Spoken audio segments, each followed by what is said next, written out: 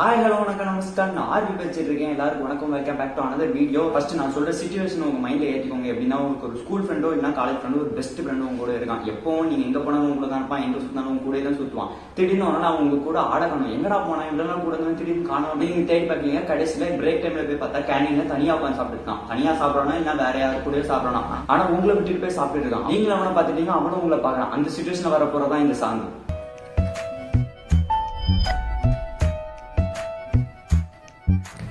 பிரேக்கில் என்ன கலட்டி விட்டு ஒத்தையில தின்னுற கிளாஸில் நீ என் பக்கத்துல உக்காந்துதானு தூங்குற.